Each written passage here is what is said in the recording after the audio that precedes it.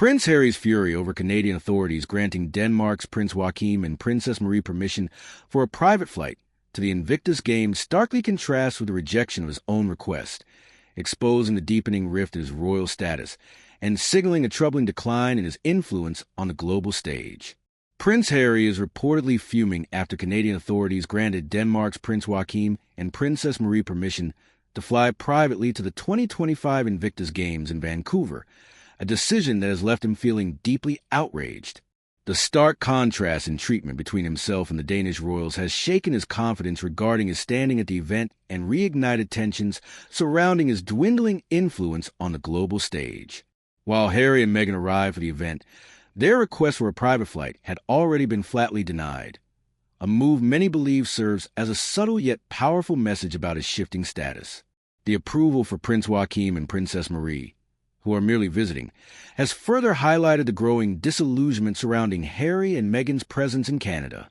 Once seen as a safe haven following their dramatic royal exit, Canada now appears unwilling to bend the rules for them, signaling a significant shift in the landscape of their public perception. The timing of this decision could not be more damning. With Prince Joachim receiving a warm welcome and privileges that Harry was denied, the rejection of the Duke's request speaks volumes about how little regard remains for his so-called royal influence. Despite Meghan's desperate attempts to rebrand herself through carefully curated PR stunts and public appearances, the couple's standing on the international stage has continued to deteriorate. This decision by the Canadian government is not merely about logistics. It serves as a direct snub, a clear indication that they are no longer considered worthy of the same royal treatment that actual working royals continue to enjoy. Harry, who has been actively involved in planning the Games since February, was already under immense pressure to prove his relevance at this year's event, especially with Meghan making an early return home, likely frustrated by the lukewarm reception they had received. The contrast in how the Canadian authorities responded to their request compared to the warm welcome extended to Prince Joachim and Princess Marie is striking. It serves as a silent but resounding confirmation that Harry and Meghan are no longer afforded the same level of deference they once enjoyed.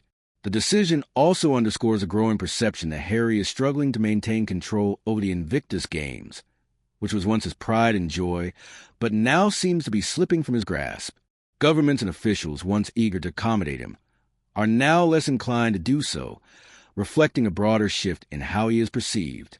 Harry's frustration is evident, not only over the rejection itself, but also over what it represents, the loss of the prestige he and Meghan believed they could sustain outside the royal family. The denial of his private jet request may seem like a minor inconvenience to some, but it speaks to a larger decline in his stature and how he is viewed by the international community.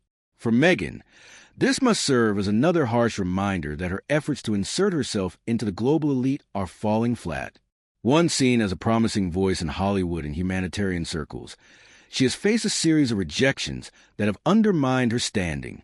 Spotify has cut ties, and Netflix has reduced the significance of their deal, leaving Meghan struggling to find her footing. Now, even a country like Canada, which once seemed sympathetic to their supposed struggles, is treating them as outsiders. The approval of Prince Joachim's private flight, while denying Harry and Meghan's request, is a glaring signal that they have lost the respect they once commanded. This situation is not merely a logistical preference. It is a deliberate act that sends a clear message regarding their standing in the global hierarchy. Behind the scenes, there is little doubt that Meghan will attempt to spin this into a new narrative of victimhood, possibly framing it as another example of the supposed mistreatment they endure. She has a well-documented pattern of manipulating public perception, painting herself and Harry as victims of a biased system. However, the truth is becoming increasingly evident. Harry and Meghan are no longer viewed as indispensable figures within the realms of royalty or influence. Their repeated attempt to position themselves as global power players have backfired, and governments are no longer catering to their every demand. Harry's anger over the snub is justified, but it is also revealing. It exposes just how fragile his position has become and how the very institutions that once treated him as a priority are now sidelining him in favor of those who still hold true royal status. There was a time when he could command attention and special treatment without question, but those days are fading fast. As the world watches, Harry grapples with the painful realization that he and Meghan are no longer the influential figures they once believed themselves to be. This situation serves as a sobering reminder of the shifting dynamics in public perception and royal privilege, leaving Harry to confront a future that may not include the same level of respect and admiration he once took for granted. The Invictus Games, which should have been a platform for his advocacy and leadership, has become a backdrop for his struggle to reclaim relevance in a world that seems to be moving on without him.